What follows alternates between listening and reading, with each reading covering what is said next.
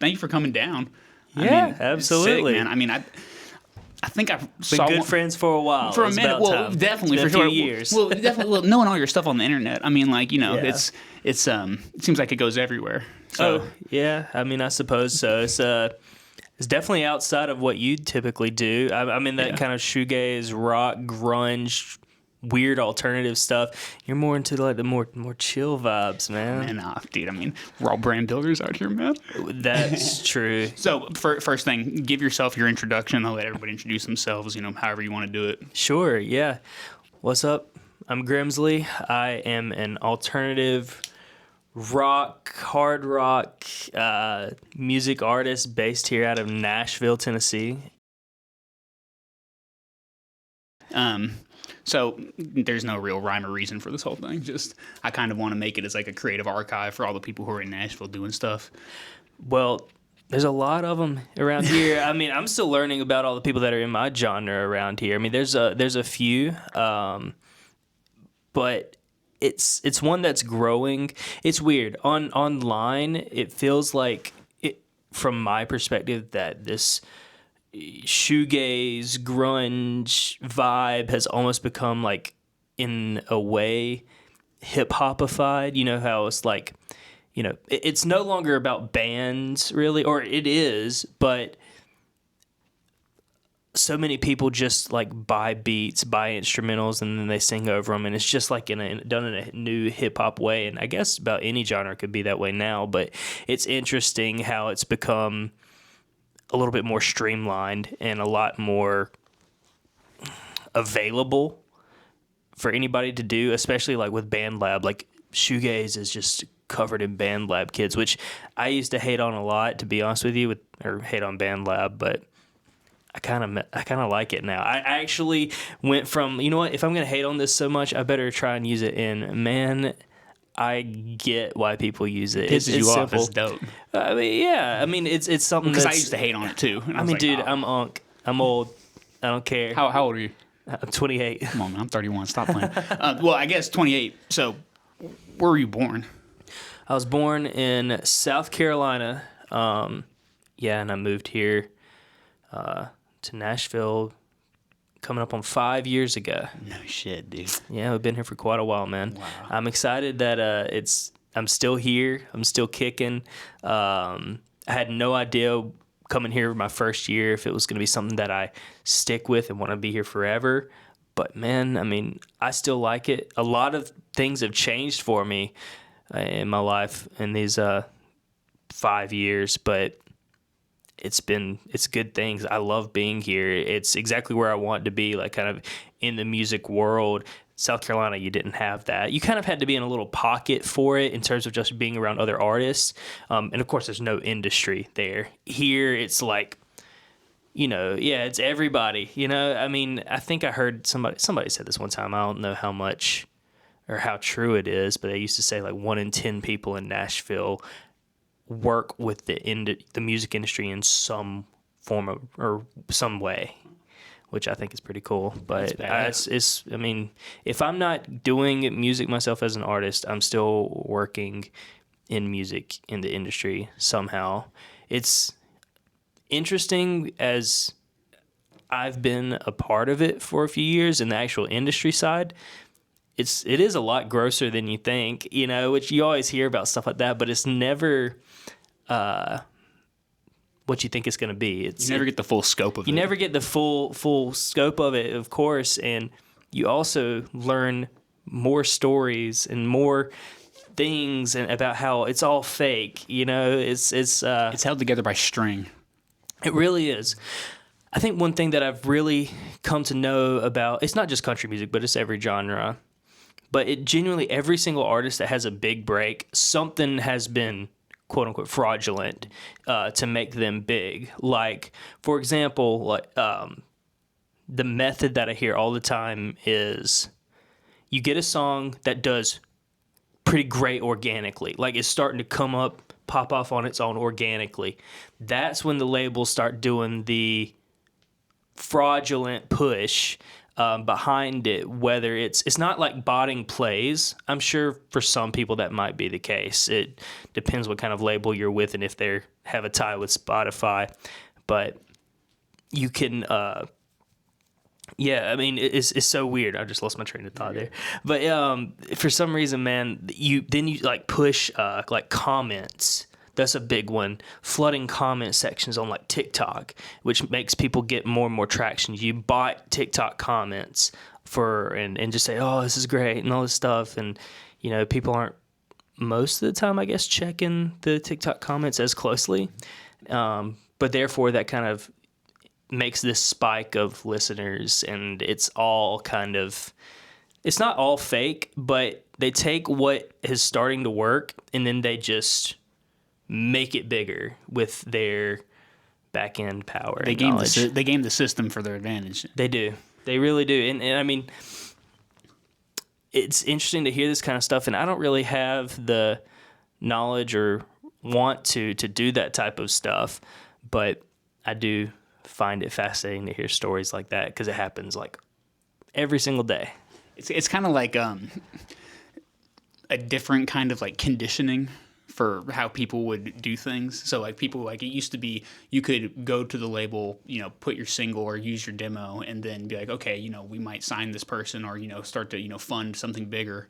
And nowadays it's like, okay, what are the ways that we can kind of, not game the algorithm, but what's the way that we can kind of find the lane to get the spike, to get the notice? Exactly. And you're not going to get signed by anybody these days unless you already have had all of that on your own somewhat organically and are a proven entity, because it's not worth their investment to do so, because these days we know what's popping. It's so easy and anyone can become an artist in like an hour. Like we could make a song right now, put it up, it'd be on socials and everything, and you can just be an artist. Hell, it's super simple. You just go to Suno. Get your demo. You could. There's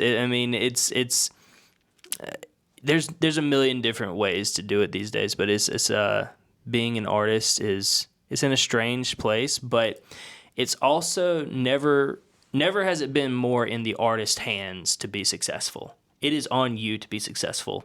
And you know, whatever may happen with like the future of music, I believe it's going to be more and more indie based. Like stuff that we see all the time is like labels aren't even owning music anymore. A lot of these major artists, they are the ones owning their songs, and then the label just kind of reimburses them and does all this back end stuff. It's not like it used to be where any major artist, they're completely owned by the label and the label owns all the masters. It's not how it really is anymore. For some cases, that's still it. But the bigger you are, the more likely you are to just buy your masters from them, and then you keep it, and then you license it to them for distribution and all this stuff. There's a lot of different weird ways that they're doing it these days. But any sort of things you can speak to directly? I mean, not exactly for me personally. I just use Symphonic to upload my stuff on my own. And of course, there's other platforms that I use in terms of like features and whenever somebody else uploads it. Like, I mean, I have stuff with DistroKid and Amuse, or I get paid out through those services because of the features I'm on. And they all seem pretty fine. I mean, Symphonic's definitely the one that I kind of push. I think that it's the coolest because of the ability to get in touch with somebody to help you. That's been great. Yeah, but being able to talk to a person nowadays. Yeah, with any other service, I mean, I don't know. I'm sure there's others that you can talk to somebody, but like DistroKid, you definitely are just talking to an AI bot. I'm sure CD Baby's the same one, TuneCore. I actually don't have anything. I'm not gonna talk shit on them, but I actually don't use anything or don't have any uploads through them. But I'm sure it's interesting. I think I've had somebody from TuneCore reach out for their artist program. I think a lot of these places are doing the artist program these days. That's where it's a lot more accessible to people to have or get in touch with somebody if there's an issue. But I don't know, man. It's music's in a weird spot. No, absolutely. Growing pains. Right. Well, speaking of growing pains, we could take it back to South Carolina and growing up. What was what was your life like growing up as a kid? Like, you came into this shoegaze sort of like rock sort of styling, but like what was your childhood like and what led to it? Man, I'll be honest with you. I had a great childhood. Pretty awesome. Rocked. Parents are freaking awesome. But my dad loved his hard rock and metal. It's not really metal, but to him it's metal. Like calling it like he was a huge like Ozzy fan. He listened to so much ZZ Top, Leonard Skinner, Van Halen. Dude, it could go on and on. Where's your dad from, by the way? Sorry. He's from South Carolina. Is your mom from there? Both my parents are from there, from a little town called Hartsville, South Carolina. And, dude, I mean, there wasn't anything to do there. And growing up, I was just super into what my dad would show me. I mean, he still has it, these huge speakers and like this CD rack where he puts it in these speakers that are as tall as me. It'll just play whatever, and I used to love like just going in there and hearing all that. And then being out in his shop with him, he would have the radio cranked to whatever. There was this channel called I think 102.1 The Box in South Carolina that played all these classic rock hits, which is funny going back there now. And then that radio station still plays, and then songs from like 2001 are considered classic rock now, which is funny. Or like Shinedown. Yeah, it's almost considered classic rock, which is kind of crazy how fast things have changed. But yeah, and then it's embarrassing enough. I was super into that, and then I kind of started hearing music on the radio myself, and I got really into like Nickelback as a kid. Hell yeah. And I was super into like kind of the pop stuff, and then bro, Nickelback is sick. I'm sorry, I love it. I really like them as well, and I don't think that they deserve the hate that they get. Hell no. I think it's kind of kept them relevant a little bit. The fake hate they get. You ever heard the story of their name? No. I don't know if it was Chad Kroeger who was the person, but one of them was a barista at, I think it was Starbucks. Okay. And they were like, hey, like, can I get... They got their name because apparently one of their band members was a barista, and they were like, hey, would you like your Nickelback? Well, that works. That's where the name came from. Sometimes it's that simple. Your name doesn't have to be good to become legendary, You can argue that's kind of a weird band name, but hey, it's. But you're getting into Nickelback, and yeah, but dude, I was listening to all types of stuff that just came on the radio. That's all I really knew. I mean, there wasn't social media then, except I did get into MySpace as an 11-year-old. Terrible idea, but like, on there, my friend Christopher, who is in my band Atrial as well. He started showing me all these different bands, all these like metal. He showed me Slipknot, which changed my life forever. The Masks, whenever I was 11, scared the shit out of me. But I was so like, I loved the music so much that I overcame my fear of the Masks as a kid to listen to them. And that was right before their album All Hope Is Gone came out. And then that album came out right after I had just started getting into them. And it was just like this effect of, this is going to be my favorite band forever. And he just kept showing me bands, and I just became this metal kid. I just listened to anything and everything. And I would YouTube became a thing. And I would just sit there and find music on YouTube, and my go-to was just sit there and look at the recommended, and whoever had the coolest thumbnail on YouTube there in the sidebar, I would click on that and listen to its song, and that's what made me a fan of all types of bands. Look how far we've come. Yeah. We're still doing thumbnails. Exactly. I mean, that's kind of funny that's what kind of made me become a fan of a lot of bands back then. I remember that's how I found A Perfect Circle back then. Have you heard of the band Tool? Yeah. Well, the lead singer has another band called A Perfect Circle, and that's how I found them. And I just loved their music. I found Deftones the same way. Their song "Change in the House of Flies."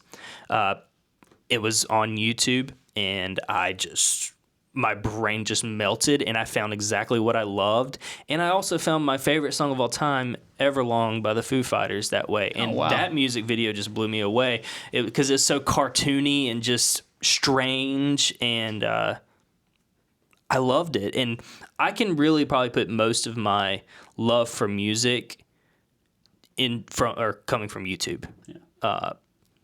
And I appreciate it. childlike sort of that was your field. Essentially. That was my field. I mean, my parents didn't sit there and care what I was listening to or what I was watching, which is, I saw too much. Yeah. There were no guardrails. Robot Chicken at 13 was deathly for me. Dude, I liked Robot Chicken. I still think of that little gummy bear scene all the time where the little guy he's jumping through the field and he just keeps getting hit by a bear trap, and that makes me laugh all the time. I like Robot Chicken, dude. I think this is a little sidebar. We always talked about the Cartoon Network, Nickelodeon, Disney children growing up, and you can totally see where the influences come from for some people, like in the cartoon world, because like I can tell that this is a Disney child, or I know that this is a Cartoon Network person. For sure. It's kind of like the blends of them. Yeah, the Cartoon Network shows were all grungier. They were Courage a little bit Cowardly Dog, Courage baby. the Cowardly Dog. Where my name Grimzlee partly came from, Grim Adventures of Billy and Mandy, still to this day was one of my favorite shows. Yeah, it was one of my favorite shows growing up. Then there was like Dexter's Laboratory, Codename Kids Next Door. Badass. Dude, all of these are awesome. And also, like, I just want to say real quick, they're about to put all of the cartoon catalog from Cartoon Network onto Tubi for Really? free. Yeah, like it was hard to just find them, just like searching them up on streaming services, because like HBO Max is where they should have been, and they didn't put half of them up there. But now they're all going to be on Tubi. That's crazy. If you want to watch that, if you want to relive your childhood, go there. Hell yeah. Well, I mean, Billy and Mandy's one of my favorite shows. Yeah. That was. It was kind of the most one of the most absurd shows growing up, but I agree. it was also the first time I heard a Jamaican accent for the first time. Like, what an interesting but cool choice. Right. I was like, this is a very interesting 3-person dynamic that they have here for this show, and it's one of the most badass shows ever. Dude, I love it so much. I still rewatch it all the time. There was a period of time where like YouTube had no restrictions for what was put on like live streams, and I found this channel that I frequented often that was just Billy and Mandy live streams, just playing all the episodes over and over and over, and I just sat there and I would have it on in the background all the time. That's kind of what I do with Bob Ross on Twitch. That's like cool. There's a Bob Ross channel, and I won't necessarily watch it, but I'll put it on for some background fodder sometimes, and it's perfect. That's the move. Can't sit in silence. No. Makes the thoughts come about. No, literally. I can't sit in silence. I need to be moving around and working. For sure. But yeah, man, growing up, I kind of just found music, and what really also did it was I had such a visceral reaction to a song that I loved that it became addicting. Like, you know how a lot of people will get like goosebumps whenever the right song hits, and it's just like it's almost euphoric feeling. I had that at such a young age that all these songs were addicting, and I remember just spamming like different songs on my dad's CD player whenever I could, and it was just like this dopamine hit over and over and over, and that led me to what led me to music is that feeling of I want to make other people like get the same feeling from something I'm creating. No shit. Yeah. Wow. And that was one of the biggest like pushes for me to want to do music. I've wanted to be in music, doing music, anything to do with music from as long as I can remember. Especially once my parents finally agreed to give me a drum set whenever I was 10. Talk about it. Talk about the drum set. Well, I got the drum set. It was a nice Tama Imperial Star. I still got it. I love that thing. And they only agreed to let me get it if I took a year of lessons. Nice. So I did, and I stuck with it. But quickly, I was feeling like, okay, this is fun, but I'm not fully scratching that itch, that music itch. So for my 12th birthday, I asked for a guitar, and then I started just playing that every day. And I still play the drums and whatnot, but the guitar just kind of took over as I could do more with it. I felt like I could write like cooler melodies and be an actual songwriter, Hell yeah. you know? So I will say, if you're starting to if you want to be like a songwriter, starting with drums is amazing because a sense of rhythm is one of the best things you could have whenever you're starting to learn how to write music. But so I'm super thankful for that I just kind of stumbled into that happening for me. Why the guitar? Why did you want the guitar? Because you wanted to write songs? Yeah, I wanted to like write songs. I wanted to play the songs that I heard that had all these iconic riffs. And it was very drony sounding guitar too, that's what I love, which I wanted to play Everlong by the Foo Fighters. I wanted to play Crazy Train by Ozzy Osbourne. I wanted to play Before I Forget by Slipknot. And I had been playing them on drums, and that was fun. It's not like I was a wizard at it or the best at it, but I was like, I really, really want to learn how to play these on guitar. And just kind of, thankfully, my mom and dad did that. And I took lessons from there as well, went through a few different teachers, and eventually just kind of kept wondering on my own. Man, good on you being a kid and having that just drive to want to do it. I mean, like, it's kind of like the world hasn't hit us and told us that we can't do it. Right? That's very true.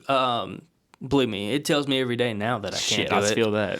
And I can imagine for kids these days, because at the time whenever I was trying to learn how to do it and was super passionate about playing, if I had been posting videos and been just on somebody's like TikTok feed whenever I was 12 years old, and somebody talked terribly to me, I probably would have quit. Yeah. You know, but the fact of the matter is nobody was there telling me to quit, so exactly. I just kept going. And thankfully I deal with backlash as an adult and not as a teenager. That would be way worse. Way worse. Yeah, hell yeah. But it's something it's just part of it. If you're making something cool, there's always going to be people who don't like it. Yeah. If you ain't got haters, you ain't popping. Yeah, you got to have both. What was the first song you ever wrote? Do you remember, like, what you went back to? Yes. The first song that I ever wrote myself, it was this, like, melody type of lullaby on the guitar. And it didn't even really have a name. But it was just an instrumental. But I was probably like, 13 or something, 12, 13. I had been playing for a little bit, but, man, I wish I still got it somewhere. I'll have to look. I don't even remember. I don't even have a name for it, but let's move it forward a little bit. And the first song I ever truly did was with my friends called Downswing. It became a song called Downswing for Atrial. And it was just kind of metal sounding, it sounded like crap. I remember I bought this mixer, or I didn't buy it, I was a kid. My mom bought me this like $60 mixer, and I recorded into Audacity because it was free. And I didn't know what I was twisting with those knobs, but we got a drum sound to work. And we sat there and we didn't know how to do any type of real recording. So we had this one SM58, and we just put it there in front of the kick drum. Really not the place to put it. If you have one mic, you hang it above. But basically, we just played the song all the way through on drums first. No listening to anything, by the way. We just had that shit's good. Let's go. Yeah, just remembered it by ear, just out of his head. That was Christopher that recorded the drums, based off of whatever we were doing on the computer. And then I came in with a guitar and recorded on top of what he did. And it sounded like dog shit. Was that like the first Atrial demo? Yeah. I mean, we were probably like 15 or something. That's 13 years ago? Yeah. It's been a long time. But were y'all Atrial then? No, we weren't Atrial. We weren't really Atrial until we were like 19 or 20. We were just friends that wanted to play together and be in a band. The problem is we didn't have a singer. And then my friend Matthew came about whenever we entered college. And he's still singing to this day for us. Did y'all all go to college together? No. So Clayton, who plays guitar for us, I knew him in school. Christopher, same thing. We knew each other since me and Christopher have known each other since we were in like kindergarten. Wow. I met Clayton in middle school. good friends with each other. Clayton, and Christopher were the ones who were doing that for beginning atrial stuff before it was atrial. And then whenever we got to college, we met my friend Matthew. And then eventually my friend Zeb, who went to college with us, he was doing a lot more country and blues stuff, and we're in a few other bands. Eventually he joined as well. So two of my college friends, two of my school grade friends. That's pretty badass. Took them and just kind of formed two different atrial. generations of friendship and being able to put them together. To and then I mean, it's kind of funny. Like Zeb and Clayton, Clayton was my friend, met him in middle school, and then my friend Zeb I met in college. Kind of put them together. Now they're roommates, Yeah, they're just good friends. It's just, it's funny how all the puzzle pieces kind of came together like that. Shit, a story of life right there. Yeah, I suppose so. Golly. How long did you... So I guess you're actually balancing a solo career then as well with a band. The band stuff has kind of been on hiatus, I guess you could say, for a while. We actually did write something here recently that we're gonna actually record here in the next couple months and do something for atrial, but it's not something that we're pushing heavy because we're all grown-ups living our lives. Like Christopher just, him and his wife just had a baby, like we're all in that phase where people are getting married and having kids, and that's weird, but it is what it is. So that's why really just my main thing is just Grimzlee. It's me and only me, so I can push it as hard as I want to, and I don't have to count on anybody else. When did you start getting the idea together for Grimzlee, both as a name? Well, you got it from Billy and Mandy, but when did you okay, I kind of want to move, this is the direction I want to move in with my creative output? 2021. I wasn't really thinking about doing anything, but all of a sudden, Clayton had this idea to, there was a couple of things that kind of initiated this and were a catalyst to this becoming a thing.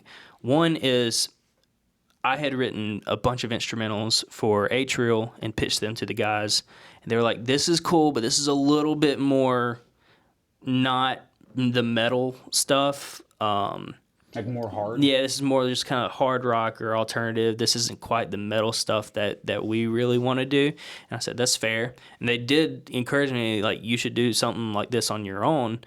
And I took that to heart. I was like, okay, I might actually do that then. And then the other thing is we had started trying to push the atrial YouTube channel a lot more and do various, like, goofy videos. And Clayton had recorded this cover of John Mayer's Neon, super hard song, and I was really impressed by it, and we put it up on the band's YouTube channel, and it just is what it is. And I was like, you know what, I'm gonna do my own little cover of some song, and I did Drown by Bring Me the Horizon, and I did the best I could. I'd never sang in my life, and I put that up onto the band's YouTube channel, and it did okay. And then I was like, you know what, I'm just going to do this as my own thing too. So the name, I kind of had it in my head for a little bit, so I just uploaded that, and that came out in like December of 2021. But I consider me actually starting Grimzlee for real April of 2022, whenever I released my first original single, Break In Me. So with Break In Me, in between, from that sort of, you're in the... Like, you're pitching the instrumentals to the boys. They're like, hey, you should really jump on your own thing. You do this cover joint. Now you're wanting to release singles. From the cover joint to the single, why were you like, I could do this. Like, I could actually make something happen with this? Well, it's because atrial had started being not as active, and you still wanted to make music. I just wanted to keep making something, and it started to be real with you. Being in a band is hard whenever you have 5 different people having 5 different opinions and 5 different schedules, and everybody's kind of real life happens. You grow up. It was post-college, and I still wanted to really be active doing music, and I had came up with Breaking Me on my own, and I freaking loved it. And I also had, 5 years of knowledge at that point of music promotion because of all the stuff I did with atrial. that never really went anywhere super big, but it did enough. And I was like, I'm just going to speed run this thing. I made a super simple song, and I put it out. And surprisingly, in the first month, it had over 10,000 plays, which was huge for me. I was like, I figured this shit out. And then I released like 3 more songs that year. And Miss Reaper, Scared of Forever, and Mistake. So the 4 that I released in 2022. And it's crazy. Those songs still do really, really well. And man, I didn't know what I was doing, but some people started liking it. Hell yeah. Well, you got here. Yeah. Yeah. I think it's very interesting to see kind of the where the first song came from. Like, you know, where was it that, what is it like, what was your purpose for writing it, or like, what was the sort of I guess the influence for wanting to get that song out? I was this is gonna sound funny. I was inspired by the Batman. You know, the Robert Pattinson Batman? Oh, shit, really? It had just came out. The trailer. It was the trailer that inspired me because they used this cut from Nirvana to promote it. And it just inspired this melody in my head to do Breaking Me. And everybody says, oh, that's bullshit. You're ripping off this, that. That's how art is made. Is that you get inspired by things. And I was like, I can do something here. And immediately I just got on my computer and was just, all right, I'm going to mix kind of some rock and hip hop. And Breaking Me kind of came out with it, this droning kind of dreary vibe. And at the time I felt like it was pretty unique and I liked it. And I just kept showing everybody, like all my friends, as many people as possible, because I didn't want to just like put anything out. And then everybody thought it was really cool. They thought it was super short. It needed a bridge and all that stuff. And I was like, I'm not doing all that. So I put the song out, and I'm surprised it did pretty well. I mean, my very first original song, I mean, it's at like almost 1.6 million on Spotify alone, you know? So it's pretty decent for a very first song. What was the way you talk about promotion? What were the ways you were promoting it at first? Like, what was the styling? The meta in 2022 and 2023 was memes. I mean, for a lot of people, it still is, and that's how I saw the Miss Reaper stuff. Yeah, and that's how it kind of popped off. I will say to anybody now, that is not what you should be doing. You should do that on like a second or even third page, but not on your main page because you won't build a real audience. It's hard, but that was how I did it. That was kind of the meta at the time, and it changes constantly. These days, it changes day to day on what's popping. Or like Instagram will just change the dimensions day to day for every single post you can do, and like it's like, all right, now you got to all these social media managers now have to abide by the system that gets changed all the time. Things get changed all the time, but it's about studying what other people are doing, what kind of works, what doesn't work, and hopefully something authentic you make or something original that you make does well. But you have to play this stupid social media game that's frustrating. But I mean, it's easier than trying to sling CDs in a Walmart parking lot and get discovered. Oh my God, dude! You have to be accepting that you're gonna be humiliated. You're gonna be awkward. You're gonna feel awkward.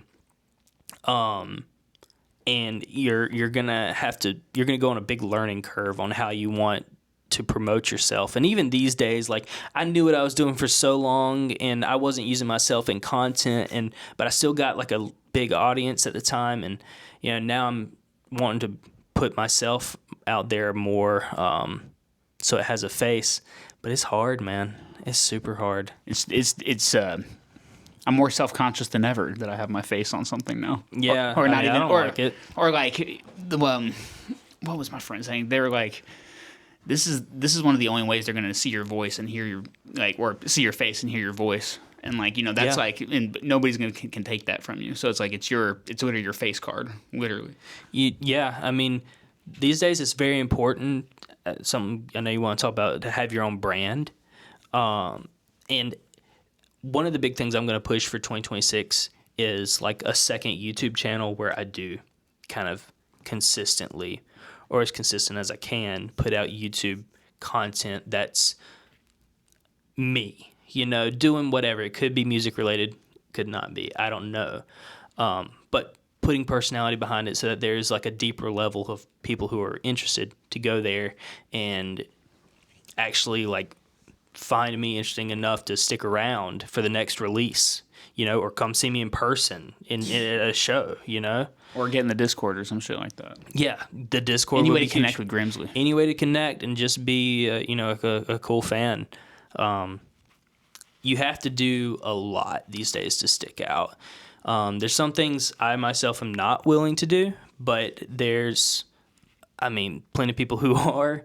There's people who all they do all day is just make themselves look stupid for their song, and I'm not completely willing to do that. And it's not even that they are like accidentally making themselves stupid. It's that their whole thing is, I'm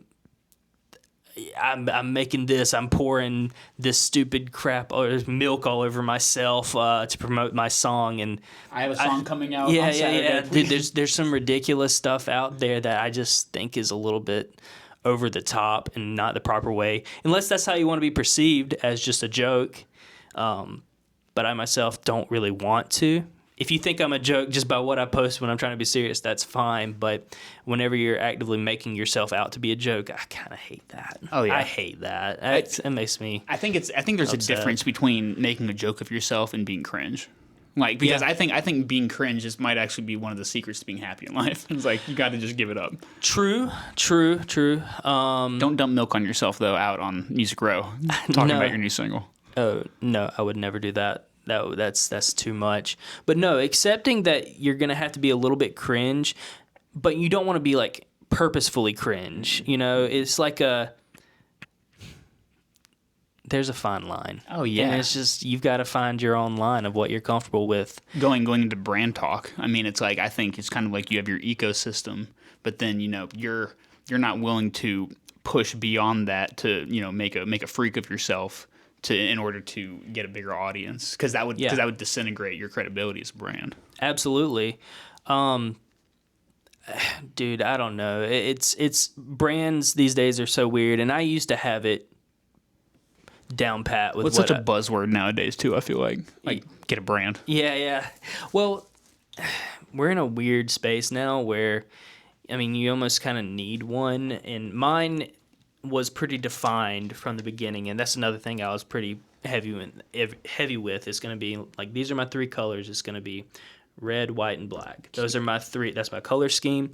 I'm going to use that for like all my releases are going to be red or have red in them, and go from there. And I feel like I haven't done the best with my making my aesthetic these days, but it's something that I really want to get back into and push harder and figure out more and more. So I don't know. It's an ever evolving thing, but I do believe that having a look that stands out is extremely important. Having something that stands out. Yeah. If you can hit the sort of the look, the sound, and then the feel. It's like, okay, you can develop a fan base. Without a doubt. It's something that everybody's going to take time to figure out. Like, don't expect stuff to just happen overnight. Like, Grimzlee happened for me fairly quickly, but it's only because I spent 5 years doing atrial stuff and learning. You already had a background in all this shit. You're like, I could easily just plug and play this into here. Yep, basically. Yeah. I wasn't a stranger to the process, and thank God I kept going. But I still feel like I'm fairly new to it. Like 2022 was when you were first releasing music. Yeah, you're very new. And there's a lot of stuff I've learned. There's a lot of stuff I've figured out what I do and I don't want to do. Like, I want to stay independent. A lot of people I know really want to be signed to a label, and that's fine too, but they have different goals. Like, my goal is not to tour all the time and be that kind of an artist. That's very cool whenever they do, but you're a smart man. For me, it's more of like, I want to cultivate an online audience and do shows every once in a while. but touring is so incredibly expensive. It's so it's a draining thing, and I also don't want to be signed because I don't want to be like an employee. Yeah. You know. Well, then your audience is damn near an employee of you. It's like you're not basically getting the full scale of it. You're taking advantage of what these people are providing, and they like the music, but they're not gonna. There's gonna be few of them who are diving deeper into Grimzlee the person, as opposed if you're online and interacting with them. And yeah. I mean, we live in an age where like privacy is not a thing. Like you have to kind of be open with damn near everything. all of our socials are online. Yeah. I mean, you have to be accepting that, you know, your grandma's going to see what you're posting and all this stuff. And you gotta just be like, it is what it is. I'm trying to pay the bills, G-Mom. I'm sorry. Exactly, man. And that's another part of it is once you start making a little bit of money from it, you feel like you have become a bit of a slave to it and you got to keep going. And that's hard. That's interesting. But I feel that. I'm thankful. But it's a real thing where you feel like you've always got to be doing something. Like if it were up to me, I would take a year off and just work on an album that I'm really, really proud of. But the way that algorithm gods work, you have to consistently push out every 6 to 8 weeks, if not less than that. And that's crazy. No, that's insane. Especially for people coming up. Well, and also kind of how you mentioned at the beginning, like we kind of sit on different sides of like the music game. Like it seems like with artists sometimes it's like everybody's trying to be like a Spotify or like a songwriter or some kind of artist nowadays because it's so accessible. You know, and granted, it's kind of the same thing with the radio stuff. Like, you know, there's a lot of people who do their own sort of radios. Mm-hmm. But you're talking about that consistency and how it works with it and how that is essentially what's going to be foddering all these people into your ecosystem. Yep. And it sucks to have to play the game, but it's like if I post a mix and it gets 100 plays, you know, it might get a couple likes, but one of those likes will come and, you know, reach out to me or DM me and I'll be able to connect with somebody. Yeah. And also I think another thing that I should push heavy for like younger and newer artists, your first fans are going to be other artists. Yeah, for Even sure. if they're not true friends, they're going to be the ones that reach out to you and say, hey, I really like your stuff, or hey, we should connect and collaborate. And vet them out and accept those collaborations. Hell yeah. Collaborating is cool. It's not for everybody, I suppose, but like, I mean, understand that the most people don't care about music until it's already in their face and huge. Like, you could be the best sounding artist in the world, but if you have 2 monthly listeners, people will dismiss you. Yeah. It's very messed up. Only true, like, you know, people who actually go after like the small stuff and or other artists who are looking for people to collaborate with and just find and help out, like, those are the only type of people who are going to be looking at artists that are that size. You know, you gotta. There's always luck involved as well. I think with collaboration too, the thing that so one of my years with all the radios, I did it exclusively guests, and one, it was for me to actually, I had to figure my shit out and be like, what am I doing with this whole thing? I had no idea. But also too, I know through collaboration, and I know it through music and like, you know, sort of the recording life is like, it puts you in front of somebody else's audience. It does. And that's massive. I mean, even if you're kind of, you know, sonically adjacent to somebody, you know, you're still bringing something new into somebody, and it could be somebody's Slipknot, or, you know, you could just be the choice of the day for whatever the Spotify playlist is, but the right person hits it and finds it, they're going to get those goosebumps. For sure. I mean, everybody likes different things. Just because you aren't 50 people's cup of tea, if there's one person that really digs you, I mean, that's cool. You got to love it. Yeah. I mean, one of my best friends is going through this now. He just kind of started his own music project, and he's going through the throes of, like, nobody's listening, and it's frustrating. And you have to kind of take a step back, take a deep breath, and realize it's going to be a grind. You have to be completely and utterly obsessed with getting your music heard by other people. Like, it has to be a sick obsession, one that you know people are going to hate you, people are going to talk so terribly to you. You're going to get hate a lot, and the more you grow, it's going to come more and more, but the other side of it is more people will listen, and you'll see that there are people who do genuinely dig your stuff. So for every person that hates you, maybe there's somebody that likes you. And shit, I'll take one person who likes me out of 10 people who hate me. Yeah, Because I know who exactly. my people are then at that point. Exactly. You got to just keep digging. It's this weird game of just accepting that it's going to be a long haul and it's going to take a mental toll on you. It's you have to keep posting.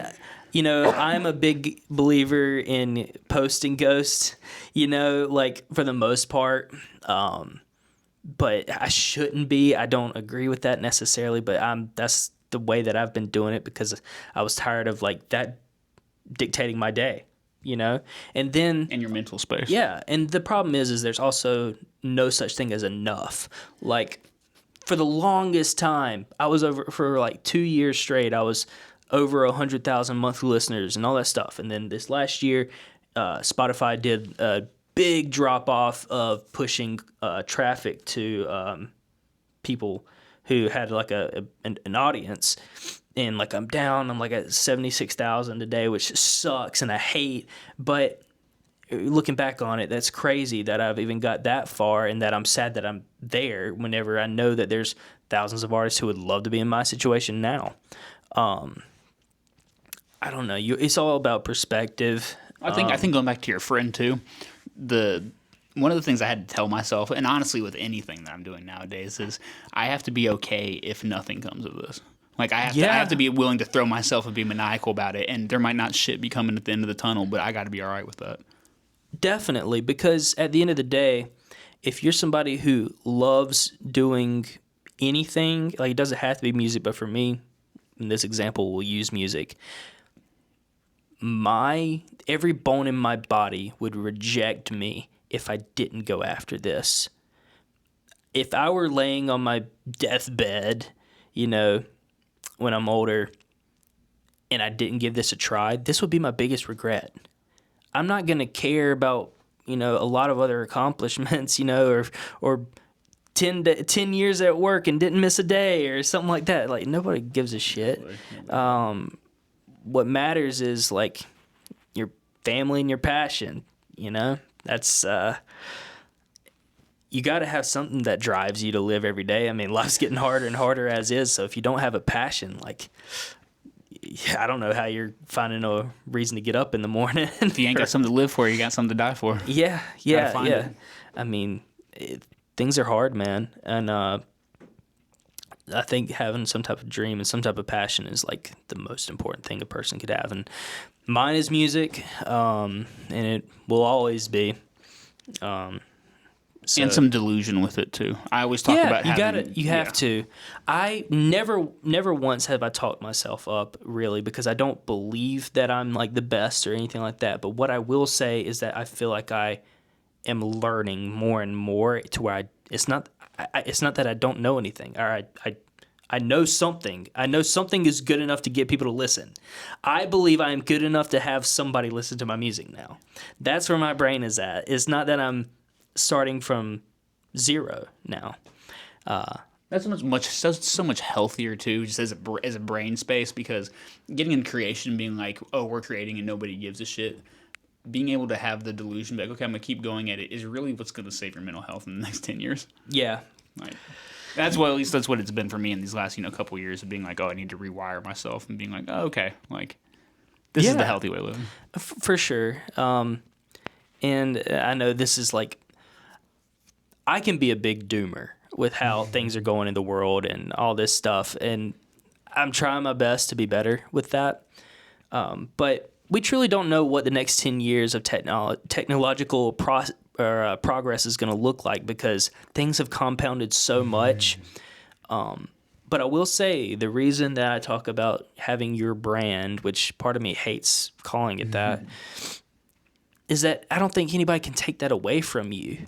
I don't think that can be outsourced, really.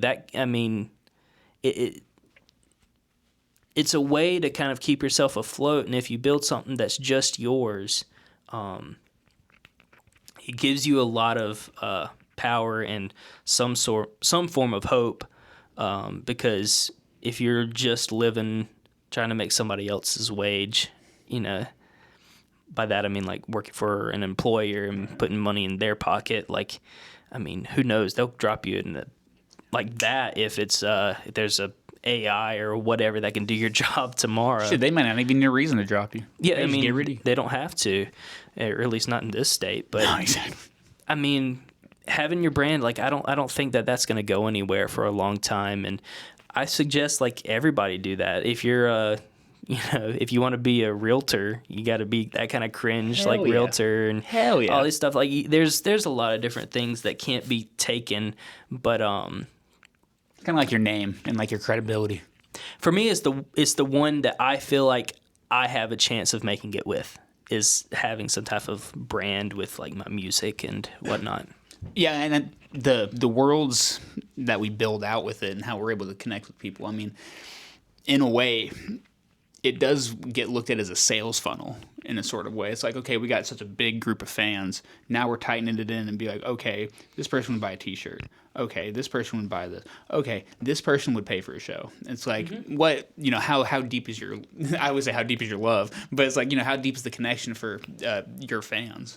Yeah, I mean, I'm still learning as I go. I haven't played tons and tons of shows, and I don't really enjoy it all that much. I mean, maybe one day I'll do more, but I mean, I've had the best show I've had was outside a show that was right outside of Atlanta, and it was so fun. The best show that I had so far was right outside of Atlanta, and like maybe 25 people came out. But the thing is that they were all people I didn't know and came there for me. No shit. And came there because of my music, and that was so cool.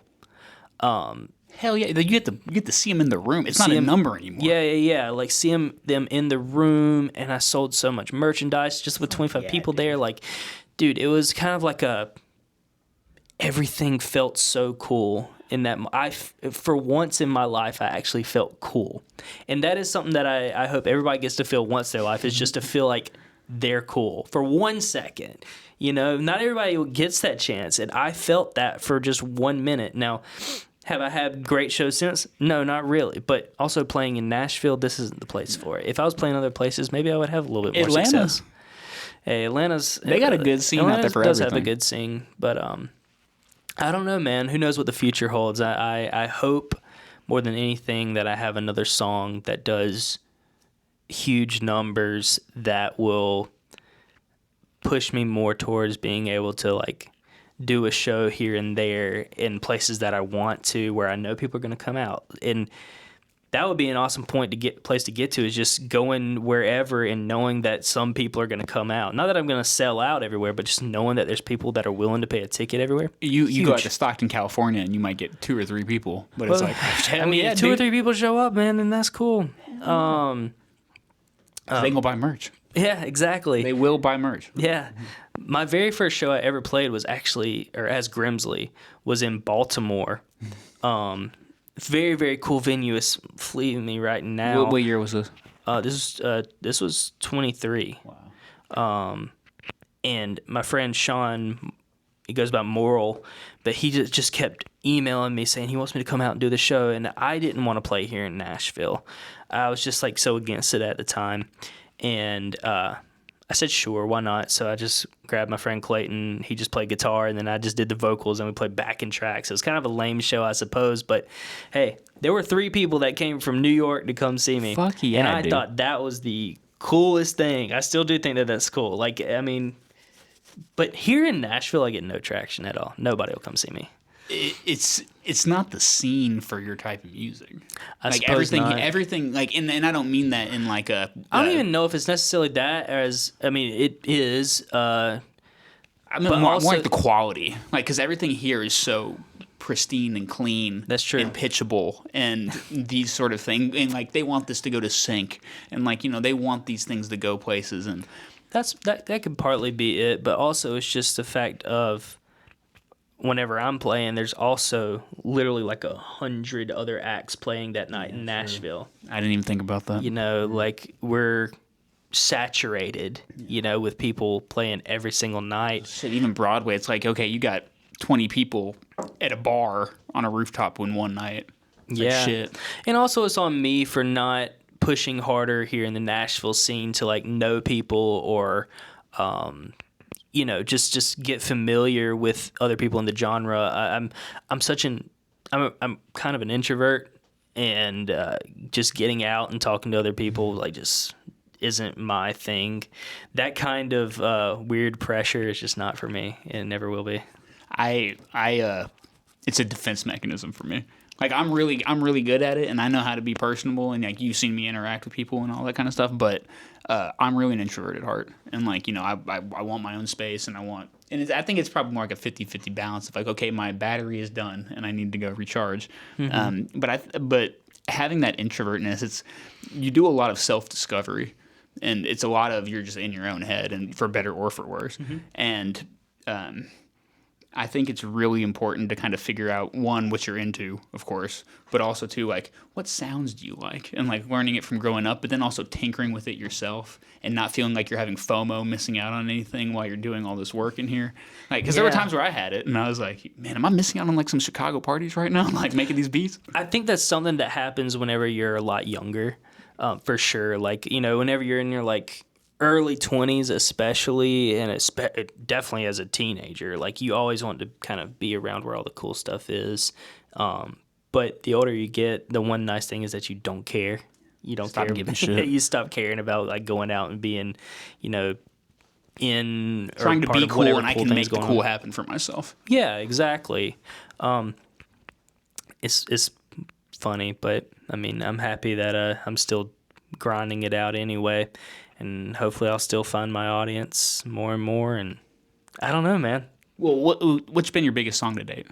Miss Reaper, for sure. How, compared to all the other ones, like, is that just, like, far and away? Yeah, pretty far and away. Yeah, for sure. What was sort of the process of getting that together? But then was there ever a moment where I was like, oh, shit, this might be the jumper, the one that's, like, the one that pops off?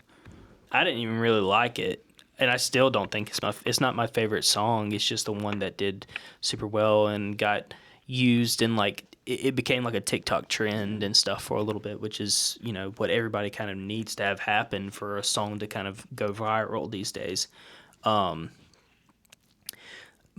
I mean, I made it and I was like, oh, this is kind of so-so, and I don't know, it just kind of happenstance. It started. I figured out how to market it, and it just started doing well. And then all of a sudden, in like January of 23, like the song had been out since like July of 22, and then January of 23, something changed, and it just went to the moon, dude. It was crazy. Were you doing like memes for that promotion? Yeah, heavy. For sure. Were they? What were they? Do you remember like any of the good ones that were popping off?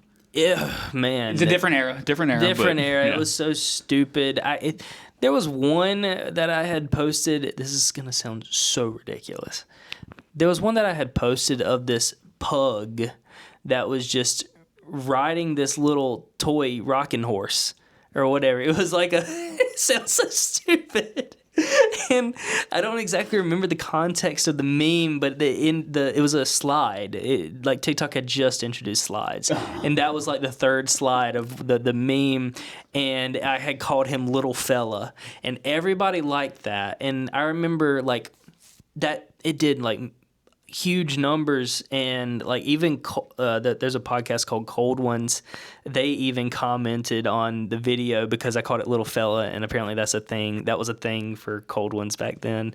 I don't know. It's just weird how things just started happening, and those are random kind of moments that are very random moments, like stupid memes, stupid crap, dude. And I wish that I had kind of changed up my method then as well, or at least done a little bit more of the me content, but I figured nobody wanted it.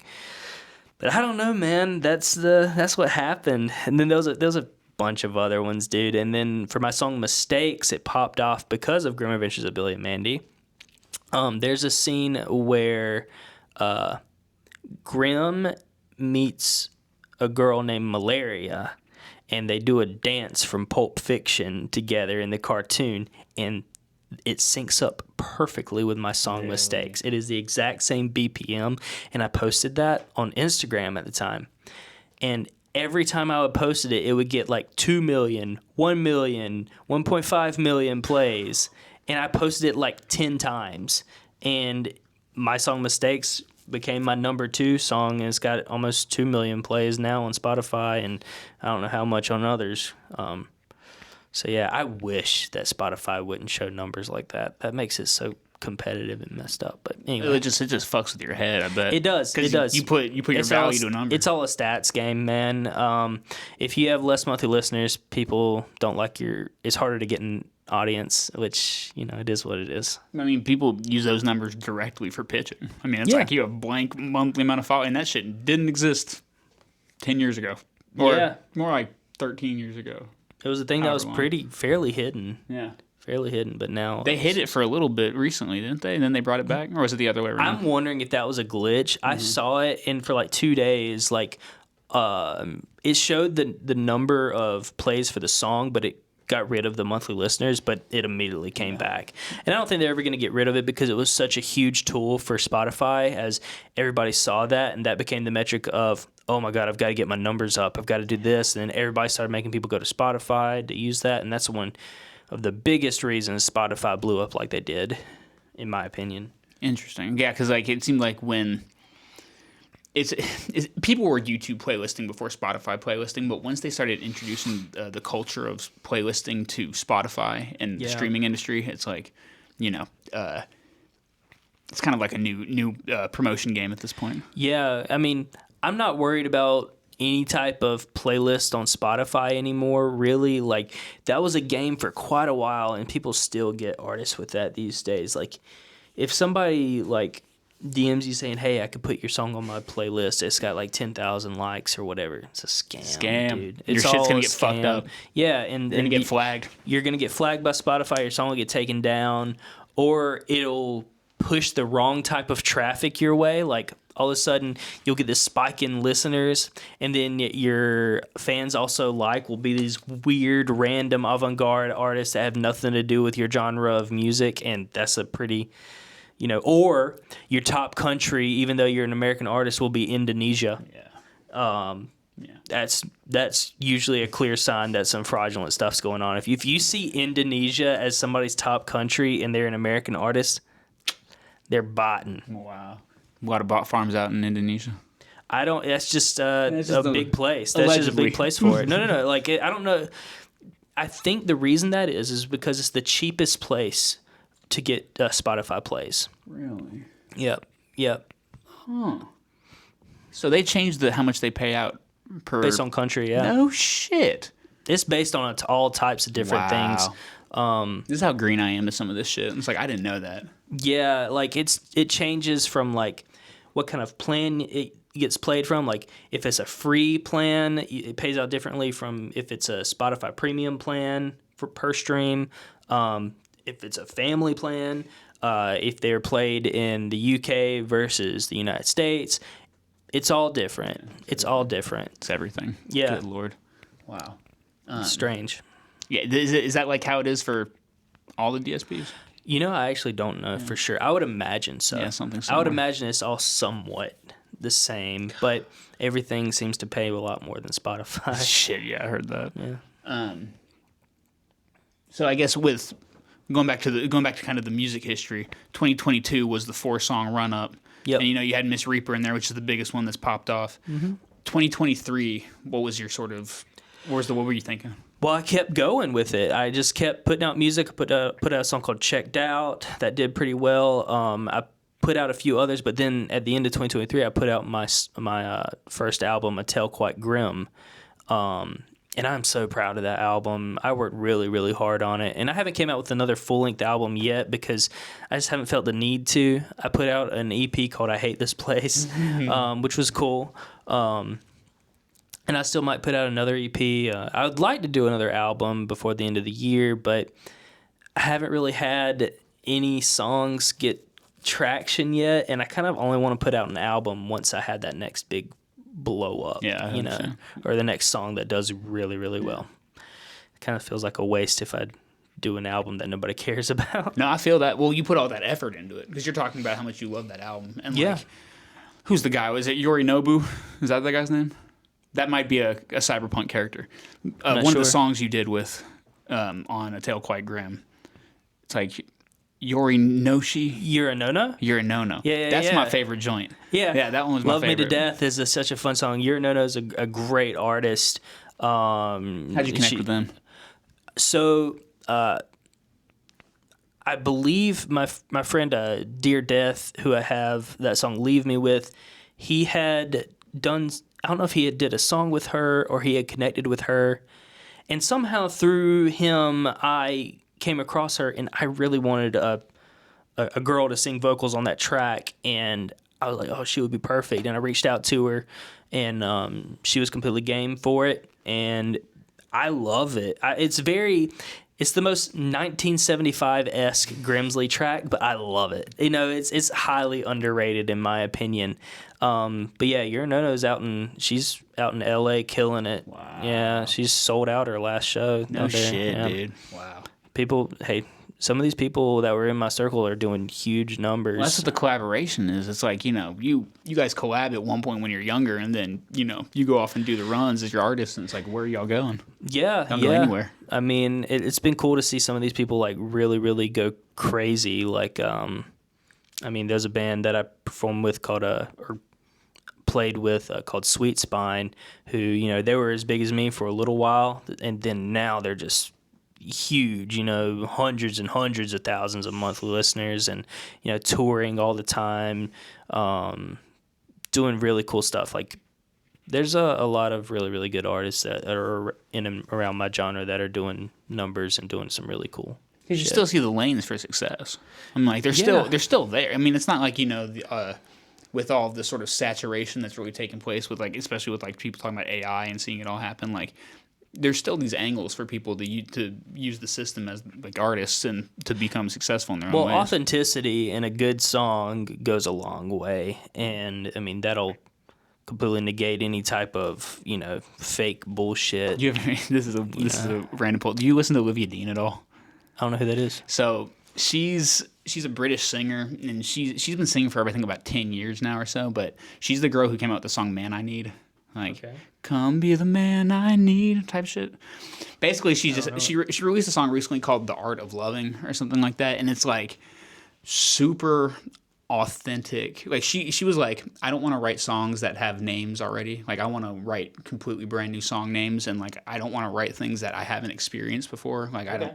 And it's actually I was writing down in my journal. I want to go start kind of live streaming, Discording me, listening to new music, and I want to listen to that whole album because this one song, and granted there's been a bunch that have popped off, and it's completely just the most human thing I've ever felt in my life.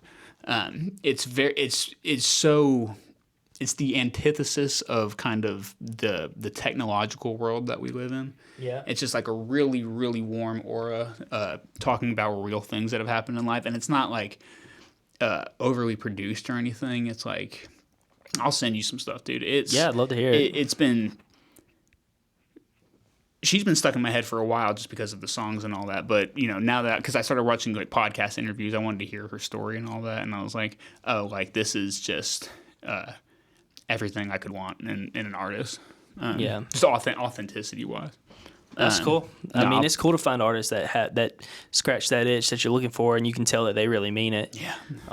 It's real. It's them. It's real. It's them. It doesn't feel fake in any way. I mean, I love that kind of stuff. Yeah. Man, that's what rap used to be for me. I feel like and maybe they were always, there was always sort of a crowd trying to game the system and, make money off certain trauma and all that. But sure. I feel like it's the goosebumps that would get me as a kid was Tupac. Really? Oh yeah, dude. Oh, Pac and what was King Kong by Mills, I think is what it was. That beat is crazy, but it's the type of shit that us as kids were this is why we fell in love. Yeah. That makes sense. Yeah. That makes sense, man. I've been sitting here just trying to am I rocking too much? I've probably rocked this entire thing. It's such a twitch. No, dude, my thing is I've had this mic and I'm like, do I hold it here? Do I hold it down to avoid the windscreen? Literally it's hopefully I haven't been too loud. I've kept this thing pretty close. Nah, dude, I think we're good. We'll figure some shit out with this. Different environments. Different environment for sure. So I guess with all the stuff you're talking about, kind of if you were to have it your way, you would do an album that you really liked. You would take time off of it. It's 2026. You're not too much sitting in the doing live shows lane, but if you get an album, you might think about it. I mean, yeah, I would think about right. it. I mean, it's not completely off the table. It's just not something that I'm striving for. Like so many artists, and I don't blame them for it. Their thing is like, I want to get out on the road right now, and there's a problem with that. As me being a solo artist, like I gotta hire everybody out. Like if it's a band, it's a lot easier to tour because you have, say, 4 or 5 members who are all like contributing in different ways and financially as well. For me, it would be all on me, and it's expensive because you want to make sure that your players get paid all right.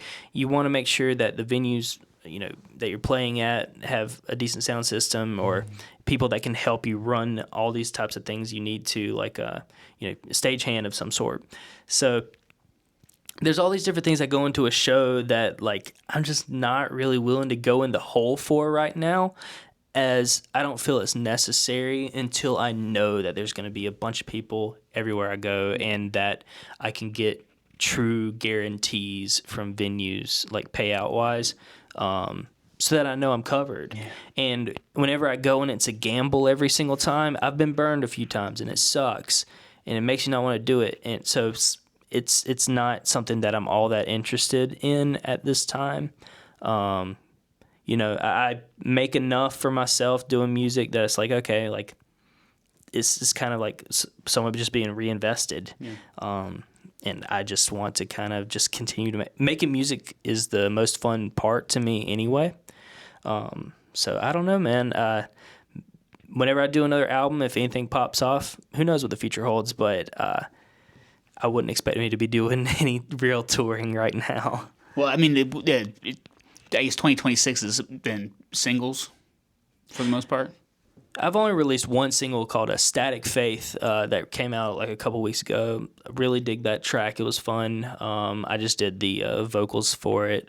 The instrumental wasn't by me, but I want to lean towards the rest of 2026. There might be 1 or 2 that are already in the works with other artists that are not produced by me, well, instrumental wise. The rest I really want to just be me. I get a lot more fulfillment and a lot more joy out of it. And also there's just a lot of weird stuff going on with some producers in the producer world right now that's a little bit kind of makes me shaky to work with people, especially if I don't know them. So we'll see where that leads me. But to be fair, my songs that have done better than all the others are songs that were completely written by me. So that gives me hope. Hell yeah. There you go. There's your bread and butter right there. Yeah. It was also just a convenience thing because I take so long to write my own instrumentals that having all these people pitching instrumentals to me was just like, oh, man, I love that. I love that. I love that. And it was hard to deny them. Well, shoot, if they're coming to you and just saying off the cuff, like, hey, here's a pack. And I mean, I would always buy the exclusive as well, unless there's like a cut deal, which I do that as well. But I mean, at the end of the day, I need to get back to what was me, which is writing everything myself. Because I get a lot more fulfillment out of it, and I just like it better, and that kind of control feels cooler. And also, just like if people compliment the instrumental and I didn't write it, it's like, okay. This thing rap all the time is really like, care. Fuck the lyrics, bro. This beat's crazy. Yeah. It's like, so it's like, all right, well, I at least want to write the beat too, so they like that. So I mean, it is what it is, man. Is there ever like an inkling in your head of wanting to be like somebody who would produce people? Yeah.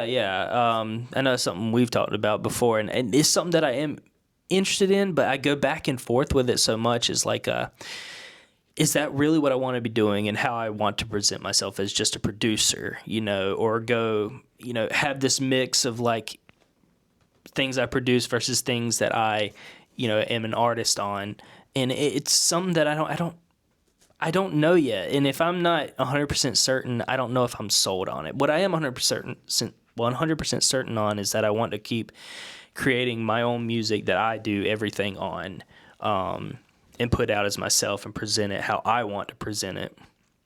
Once I put it into somebody else's hands, it feels weird. And may do that at some point.